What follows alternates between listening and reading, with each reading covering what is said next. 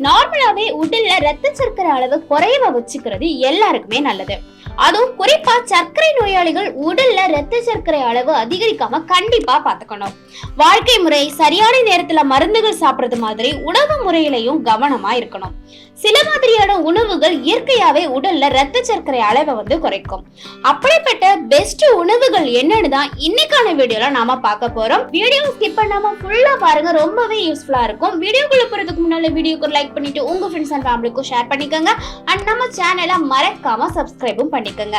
அப்பதான் சேனல்ல அப்லோட் பண்ணக்கூடிய ஹெல்த் அண்ட் பியூட்டி டிப்ஸ் பத்தி உங்களுக்கு ரெகுலரா தெரிய வரும். ரத்த சர்க்கரை அளவு குறையக்கூடிய உணவுகள் பத்தி நம்ம ஒன் பை ஒன்னா பார்க்கலாம். நீரிழிவு நோய் இருக்கிறவங்க உடல்ல உள்ள BMI அளவை குறைக்க லவங்கப்பட்ட ஹெல்ப்ஃபுல்லா இருக்கிறதா நிரூபிக்கப்பட்டிருக்கு.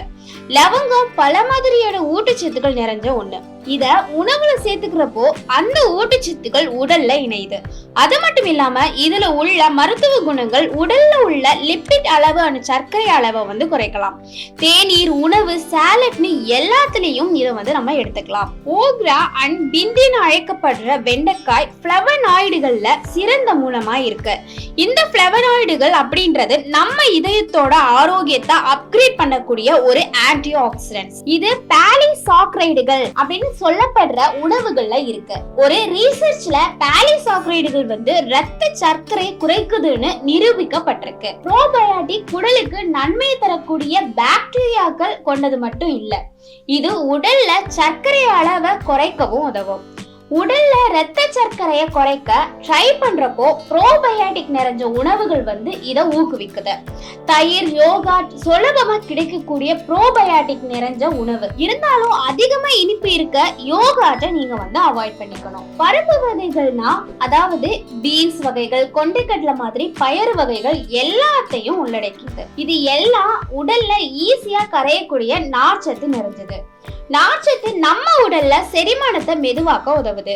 இந்த செயல்பாடு உணவுக்கு பின்னால ஏற்படுறதுனால இது உடல்ல உள்ள ரத்த சர்க்கரையை கட்டுப்படுத்த உதவுது. உலர் பருப்புகள் மாதிரி விதைகளும் சர்க்கரை நோயாளிகளுக்கு ஏற்றதுதான். பூசணி விதைகள், ஆழி விதைகள், சியா விதைகள் மாதிரி விதைகள்ல ஏராளமான ஊட்டச்சத்து நிறைஞ்சிருக்கு. நார்ச்சத்து அண்ட் ஆன்டி ஆக்சிடென்ட்ஸ் நிறைஞ்சிருக்கிறதுனால உயர் ரத்த சர்க்கரை இருக்கிறவங்களுக்கு ஏற்றதா இருக்கும். விதைகளை சாலட் மேல தூவி எடுத்துக்கலாம், இல்லைனா விதைகளை அப்படியே மென்னும் சாப்பிடலாம். நீரிழிவு நோயாளிகள் அரிசி வகைகளை தவிர்த்துக்கணும். அதுக்கு பதிலா தானியங்களை சேர்த்துக்கலாம். பருப்பு வகைகள் மாதிரி முழு தானியங்களும் அதிகமா கரையக்கூடிய நார்ச்சத்து நிறைஞ்சது. ஓட்ஸ், குயினோவா, முழு கோதுமை மாதிரி முழு தானியங்களை தினமும் 2 வேளையாச்சும் உணவுல சேர்த்துக்கிறது ரத்த சர்க்கரையை குறைக்கும். விதைகளை மாதிரி நட்ஸுகளும் ஊட்டச்சத்து நிறைஞ்ச ஒண்ணு. தினமும் நட்ஸுகளை அளவா உணவுல சேர்த்துக்கிறதுனால ரத்த சர்க்கரையை கட்டுப்படுத்தி இதய நோய்களையும் கட்டுப்படுத்த உதவுது.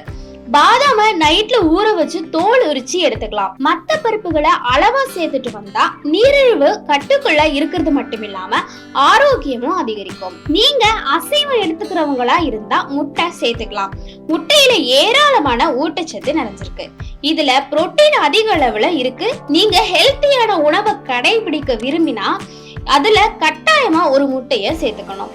கூடுதலா முட்டைகள் இன்சுலின் உணர்திறனை குறைச்சு மேம்படுத்துறதா நிரூபிக்கவும் பட்டிருக்கு. இந்த மாதிரி இன்ஃபர்மேட்டிவான விஷயங்களை பத்தி தெரிஞ்சுக்கிறதா வாய்ஸ் ஆஃப் அபர்ணா மறக்காம சப்ஸ்கிரைப் பண்ணிக்கங்க.